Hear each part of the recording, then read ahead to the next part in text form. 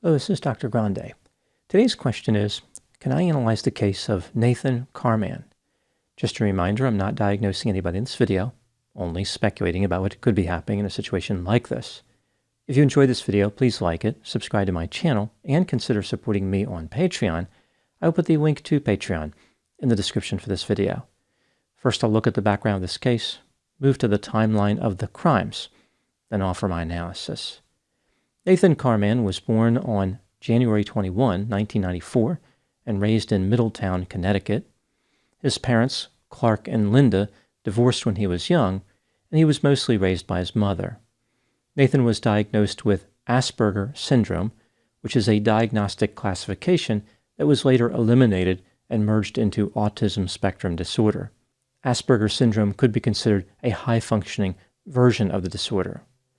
Autism spectrum disorder is characterized by deficits in social communication and restricted, repetitive types of behavior, interest, or activities.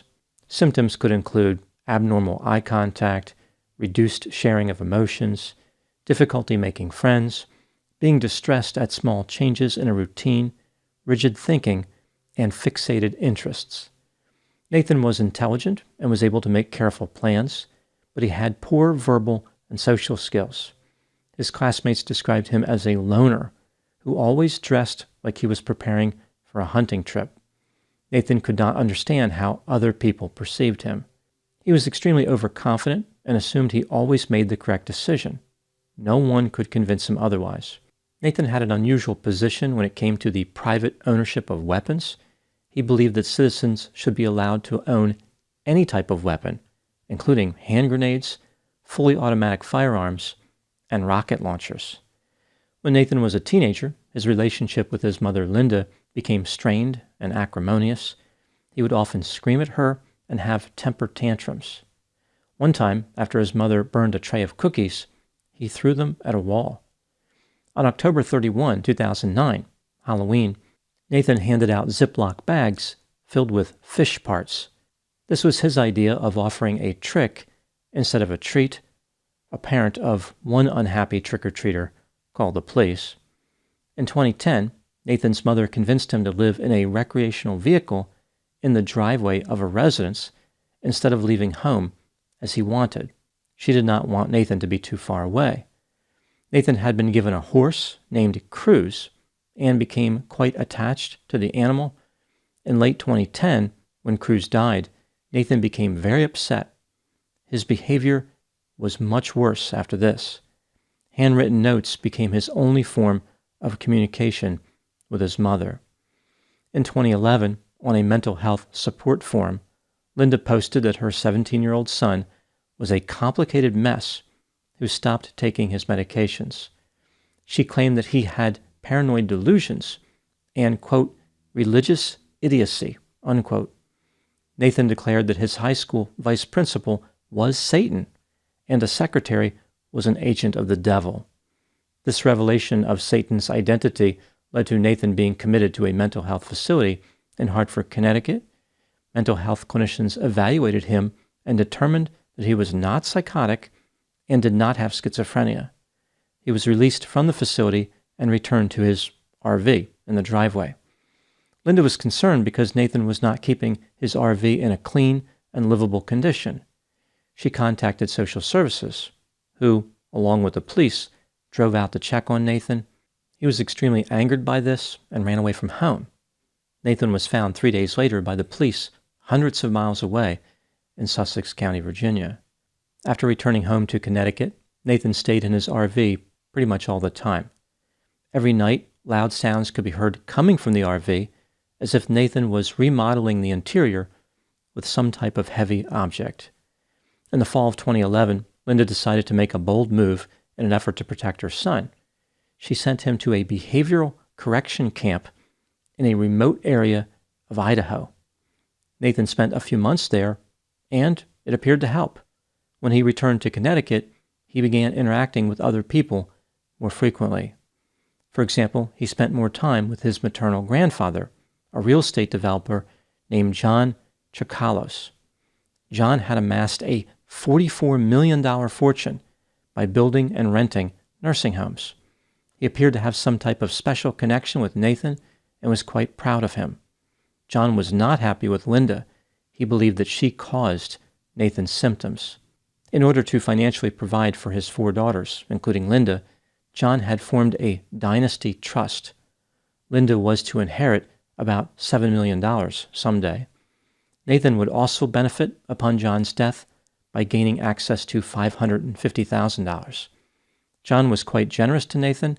He purchased him a pickup truck, paid for his apartment in Bloomfield, Connecticut, and covered other personal expenses.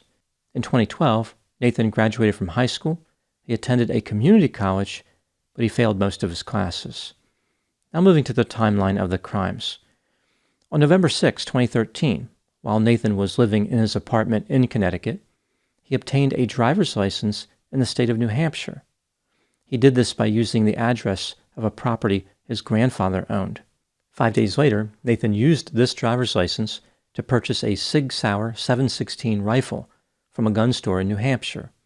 It was chambered in .308 Winchester. On December 19, 2013, Nathan had dinner with his grandfather at his grandfather's house in Windsor, Connecticut.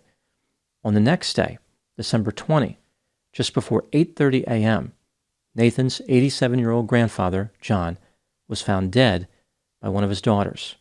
He had been shot multiple times while he was sleeping. The caliber of the weapon used to kill him was .308 Winchester, the same caliber as the rifle Nathan had purchased just over a month earlier. As part of the investigation into the murder, the police spoke to Nathan. He denied any involvement in the homicide. The police were confident that Nathan murdered his grandfather, but they did not have enough evidence to get a conviction. Due to his grandfather's death, Nathan inherited $550,000. He moved to Vermont in 2014 and went on a spending spree. In 2015, Nathan purchased a 31-foot boat that he named the Chicken Pox. By 2016, he was running out of money. In September of 2016, Nathan invited his mother to go on a fishing trip aboard the Chicken Pox.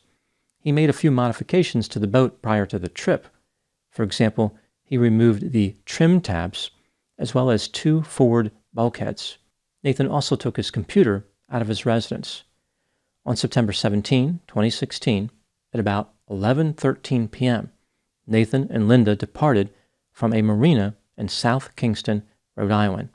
Linda had sent a text message to an acquaintance indicating that she would be returning the next day at noon. However, the Chicken Pox failed to return as planned. The Coast Guard went searching for the vessel on September 18, but gave up 6 days later when they were unable to locate it.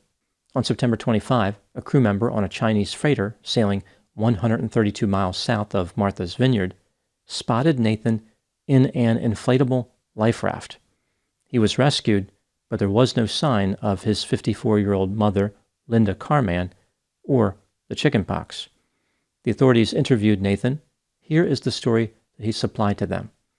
On September 18, 2016, the day after he and his mother departed in the Chicken Pox, they spent the morning fishing. In the afternoon, Nathan heard a funny noise coming from the engine compartment.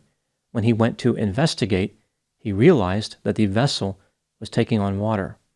He told his mother to pull in the fishing lines as he made preparations to abandon the boat. All of a sudden, the boat just dropped out from under his feet. Nathan did not see his mother as the boat went under the water, but he managed to get himself into the life raft, along with plenty of supplies. Nathan did not radio for help or activate the vessel's emergency beacon, despite being in the pilot house several times before getting in the raft. The authorities believed that Nathan had murdered his mother, Linda, but it took them some time to build a case. Eventually, Nathan Carman was charged with murder on the high seas, in connection with the death of his mother, Linda, and 4 counts of wire fraud related to his dealings with his grandfather, John. The government still didn't believe they had enough evidence to charge Nathan with murdering his grandfather. The fraud charges were the best they could do. Nathan was facing a mandatory sentence of life in prison for the murder charge and up to 30 years in prison for each of the fraud charges, but there would never be a trial. During the early morning hours of June 15, 2023, 29-year-old Nathan Carman was found dead in his jail cell in Keene, New Hampshire. The authorities said the death was not suspicious. Now moving to my analysis. The government believed that Nathan killed both his grandfather and mother, despite only charging him with his mother's murder. Some people, however, felt differently. They thought that the case against Nathan was not strong, and there were other non-homicidal explanations. This brings me to the question, was Nathan Carman guilty of the murders? Let's take a look at the evidence both for and against the idea that Nathan was guilty, starting with the inculpatory factors. Nathan used computer equipment, which allowed him to anonymously search the internet. He had an intense interest in unusual machines designed to kill. For example, he had written notes about self-propelled improvised explosive devices and sniper rifles on an aerial video stabilizing platform. Nathan had a history of behavioral problems. His neighbors were afraid of him. They referred to him as Murder Boy and believed he was a time bomb waiting to go off. Looking at factors specific to his grandfather's murder, Nathan had dinner with his grandfather right before the murder and could not account for his time after that dinner. Using a driver's license from a different state, Nathan purchased a rifle just over a month before the murder. The rifle was chambered in the same caliber as the murder weapon. When confronted by the police, Nathan said he forgot about buying the rifle. When the police asked him to produce the rifle, Nathan claimed that he lost it. Nathan's cell phone was turned off around the time his grandfather was murdered.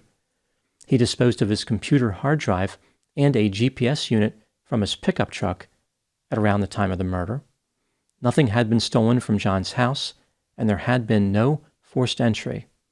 Due to his grandfather's death, Nathan gained access to $550,000. When looking at the disappearance of his mother, Nathan was running out of money when his mother disappeared and stood to gain $7 million from her death.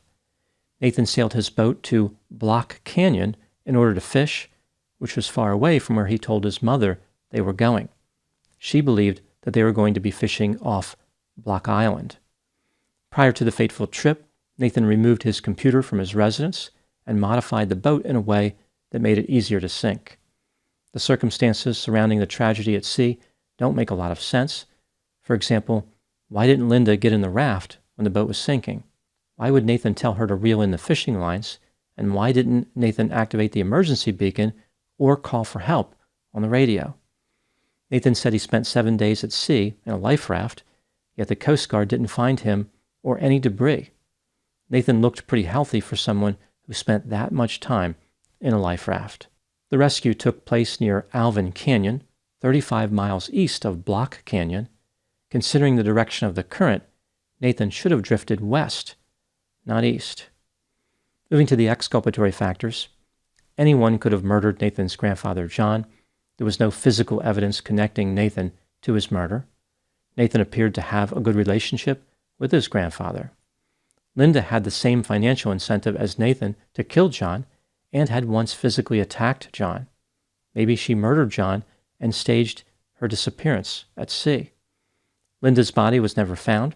She could still be alive. If Nathan staged the boating disaster, he took a tremendous risk. He was lucky to have been found in the ocean and could have easily died. When considering the evidence, do I think that Nathan was guilty? In my opinion, he was probably guilty of both murders in reality and beyond a reasonable doubt. The government should have charged him with both homicides. If Linda had never disappeared, there may have been a reasonable doubt as to John's murder. When factoring in the boating tragedy, the reasonable doubt is removed. It's clear that Nathan was trying to eliminate everyone standing between him and his inheritance. What do I think happened in this case? This is just a theory, my opinion. Nathan possessed various psychopathic and narcissistic characteristics, like self-centeredness, a sense of entitlement, greed, and a lack of empathy. He planned the murders to speed up his inheritance. Nathan was highly effective at planning the crimes in order not to leave incriminating evidence behind, and thought this would be sufficient to avoid suspicion. He contemplated the technical aspects of the crimes without considering the human aspects. Nathan did not understand the validity of a circumstantial case because he was unable to process all the information simultaneously, including the emotional components behind a motive. He He looked at each activity in his criminal scheme and thought to himself, this doesn't look suspicious. Each item was only being evaluated independently, not in conjunction with other items. For example, Nathan looked at his purchase of the rifle and probably thought something like, this is legal. Nobody should be suspicious about this purchase. He was right if all he had done was purchase the rifle, but he didn't include the other factors like buying it in another state, the timing, the caliber matching the murder weapon, and mysteriously losing the weapon. Now moving to my final thoughts. The vast majority of people with autism spectrum disorder do not engage in violent acts more so than the general public. The case of Nathan Carman probably does not represent an exception to this trend. Rather, it shows how autism symptoms can be expressed through unrelated psychopathic and narcissistic traits. Nathan's style of planning the crime was consistent with autism symptoms, but it was his personality that facilitated the murders. One could consider an example of a person with anxiety who cannot stay calm during the cleanup of a crime scene. The anxiety didn't cause the crime, but it is still evident in the person's criminal behavior.